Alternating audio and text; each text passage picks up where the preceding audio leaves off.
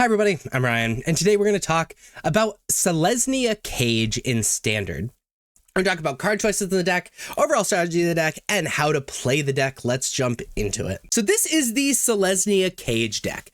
Effectively, this is a green-white aggro deck that capitalizes on Collector's Cage because we're putting +1/+1 counters on stuff anyway. Now the mana base is straightforward. It's just green and white lands, even the green-white man land, and we're playing a single Mirex just for a little bit of additional aggression. But let's talk about the combo in the deck first. It's Collector's Cage. Collector's Cage is a pretty disgusting artifact. It's 2 mana, has Hideaway 5. So basically you look at the top 5 cards of your library and you put one face down underneath Collector's Cage. And then you can pay 1 mana and tap it to put a +1/+1 counter on target creature you control.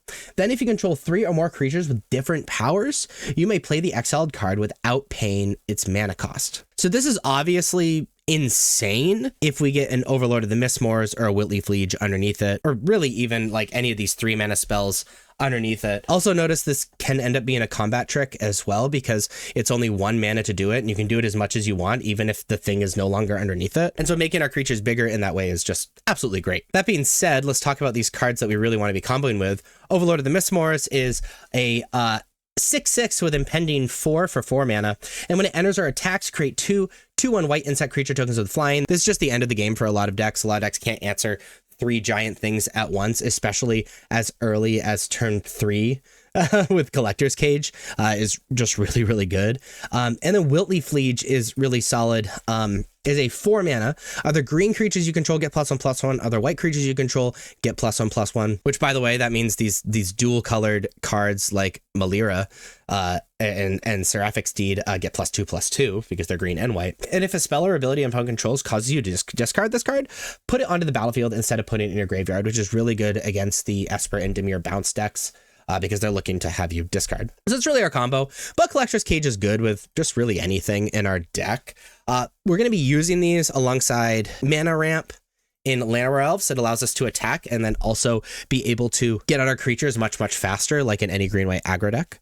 Pawpatch Recruit is an excellent 2/1 for 1, however, it has Offspring 2, which you create a 1/1 copy of it. Has Trample, and whenever a creature you control becomes a target spell or ability an opponent controls, put a +1/+1 counter on target creature you control other than that creature. So this allows you to have even more +1/+1 counters, spread out that power and toughness even more so that we can have Collector's Cage happen, and it's just a really aggressive creature as well. We're playing 2 Malira Living Cure. It's a 3/3 for 2, which is just like really powerfully costed.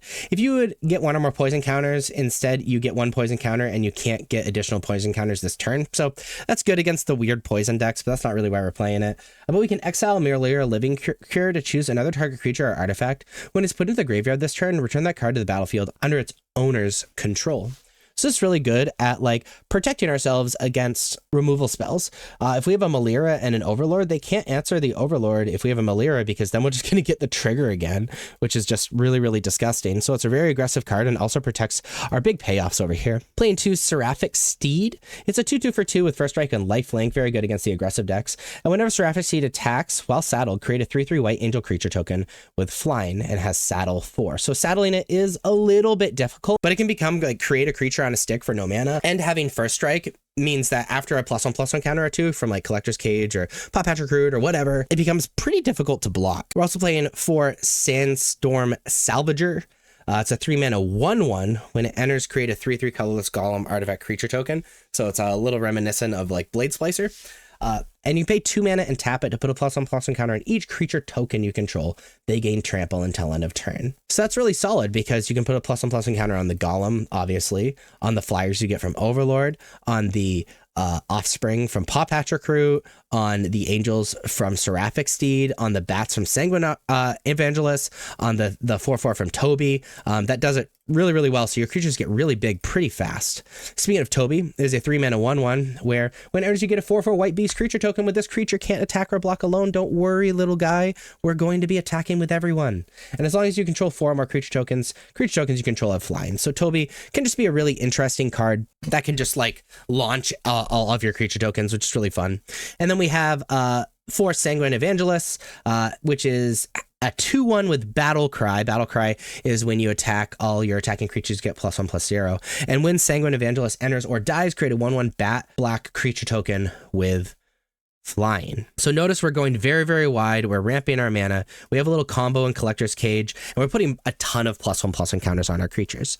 As far as supporting instances of sorceries, we're playing 2 Sheltered by Ghosts. It's a 2 mana aura where when it enters, exile target non-land permanent opponent controls until Sheltered by Ghost leaves the battlefield.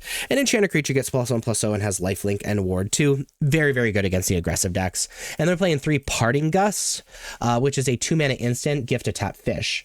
Exile target non-token creature. If the gift wasn't promised, return that card to the battlefield under its owner's control with a +1/+1 counter on it at the beginning of the next end step. So this is really good to get things out of the way, sure, but we can just not promise a gift to exile one of these creatures that hasn't entered the battlefield effect, like Overlord of the Mistmoors, like Sanguine Evangelist, like Toby, or whatever, which is not only a way to protect our creatures, but also a way to get the end of the battlefield trigger again, which is really solid. Now, as far as the sideboard goes, Elspeth's Might is very good against these really aggressive decks. Destroy Evil, good against things with big-butted blockers like Shieldred or Preacher of the Schism, and good against enchantments. Invasion of Gobakhan is a hand hate. Notice like board wipes are really good against these Selesnya aggro decks, so that's really good.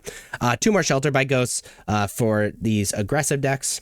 Aven Interrupter for decks that spend a lot of mana on spells that are very impactful. So yes, board wipes are included, which we do with Invasion of Gobakhan, but also against decks that we could counter and be mana positive with the Aven Interrupter. Playing 2 Split Up. I don't know why there's not a number there, but this one-sided board wipe against other creature decks. And we could go up to 4 Wiltleaf Liege for these decks that are making us discard. It's also just like a decent card to bring in and a powerful card to bring in if we have too many cards we need to bring out against a certain deck. That is the Selesnya Cage deck in Standard. If you like this video, please be sure to like and subscribe. Check me out on social medias. Links are above me and in the description. Thank you so much for watching. I'll see you next time. Bye-bye.